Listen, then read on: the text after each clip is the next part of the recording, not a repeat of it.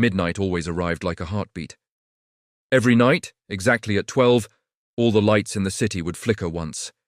It was a brief, almost imperceptible dip in power, just enough to feel intentional. But for Haru, it was different. He always felt it in his veins first, a slow, deep throb that started in his chest and spread outwards, a pulse beneath his skin, as if something ancient and dormant inside him was waking up. He'd glance at the digital clock on his wall, a small, cheap plastic thing he'd owned for years. The numbers were always the same, 12 a.m. It never moved. It never had, not since he could remember. Haru just assumed he had severe chronic insomnia. His doctor had told him the constant headaches, the strange pressure in his arms, the faint, spidery red lines that sometimes appeared under his skin. They were all classic symptoms of stress and sleep deprivation. But the lines moved. They shifted and spread when he wasn't looking, like roots seeking soil. Outside his window, the city streets glistened with a slick, dark sheen, as if perpetually wet with fresh blood, though it never rained. Not anymore. The people who walked those streets at night were different. They moved with their heads lowered, their shoulders hunched against a weight no one could see. Through the thin skin of their necks and wrists, you could see their veins, glowing with a faint, sickly red light. Whenever they passed Haru, they would flinch away, their gazes darting nervously before they hurried on. Sometimes, he'd hear them whisper his name, a hushed, fearful sound carried on the wind. Haru Mori. He worked nights.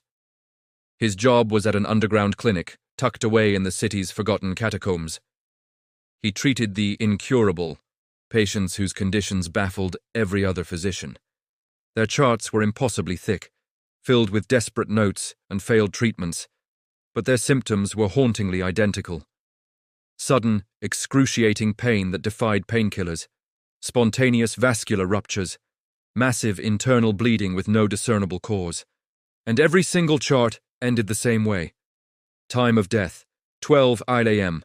Attending physician, Haru Mori. He never remembered being there. He never remembered signing his name. His own memories of those nights were a blank, a void filled only by a gnawing sense of dread. His dreams were the only place the truth tried to break through. In them he always stood in a vast, dark operating room, the air thick with the smell of antiseptic and something metallic, something coppery. The only light came from a single pulsating red bulb hanging overhead, casting long, monstrous shadows. He was always holding a syringe, not with medicine, but with something darker than blood, a fluid that seemed to absorb the light. On the tables before him, patients lay strapped down, their bodies writhing. Their veins were raised and pulsing, thick and black like tangled roots breaking through the skin. They would look at him, their eyes wide with terror, and beg him to stop. "Please," they'd plead, their voices cracking. "Don't." He always woke up, just as the needle was about to pierce their skin, his own heart pounding, his body drenched in a cold sweat. And the clock on his wall would read 12 a.m. Slowly, the city itself began to fracture.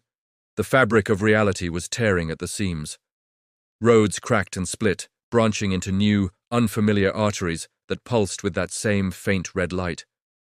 The towering skyscrapers seemed to breathe, their structures softly expanding and contracting in a slow, rhythmic pulse. The world was becoming a living organism, and Haru was at its heart.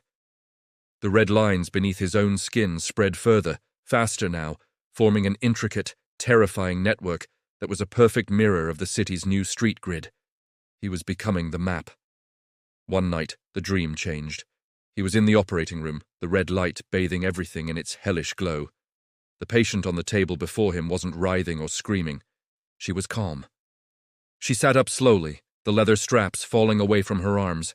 She looked directly at Haru, her eyes clear and filled not with fear, but with a profound, soul-crushing disappointment. "You said it would save us," she whispered, her voice echoing in the cavernous room. "You said you could control it." And with her words, the dam broke. Memory returned not as a trickle, but as a hemorrhage, a flood of unbearable truth that drowned him. He remembered. He remembered the discovery, the breakthrough in a hidden lab, years ago. A way to manipulate the body's vascular system, to repair, to regenerate, to cheat death itself. It was supposed to be a cure. A miracle. He remembered the initial successes, the hope, the accolades. He also remembered the pride, the hubris. He remembered pushing it further, testing the limits of his own creation, ignoring the increasingly urgent warnings from his colleagues. He was so sure he could perfect it. He remembered the first failure, the moment midnight became a trigger instead of a cure. He watched, horrified, as people he'd promised to save collapsed, their bodies convulsing as the compound turned on them, rupturing the very vessels it was meant to heal. The bodies piled up.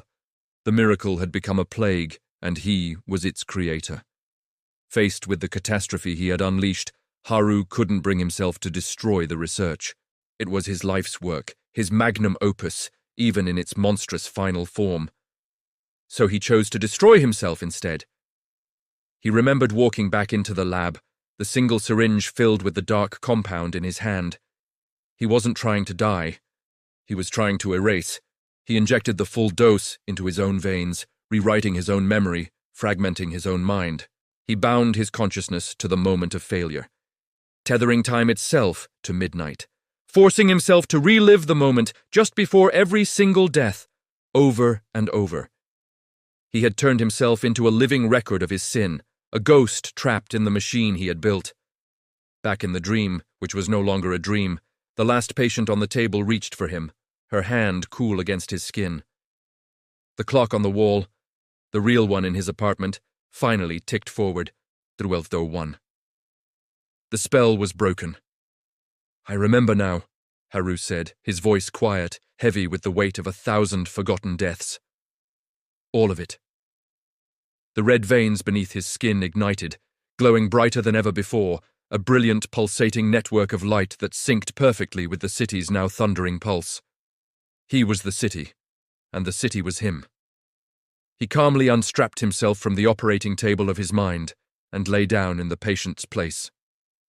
He opened his arms wide, an offering, a surrender. Instantly, the city's arteries, the roads, the buildings, the very infrastructure of the world he had corrupted, tightened around him. Tendrils of light and shadow emerged from the walls, the floor, wrapping around his limbs, drawing him down, pulling him into the network he created. He was being absorbed, integrated into the system. He was the ghost, and now he was returning to the machine. There was no redemption to be found in being the cure that became the disease. There was no forgiveness. There was only circulation. And at last, as his consciousness dissolved into the endless pulsing flow, Haru accepted it. Thank you so much for joining me for this story. If you enjoyed this dive into the dark and strange, don't forget to hit that like button and subscribe for more tales from the shadows. I'll see you in the next one.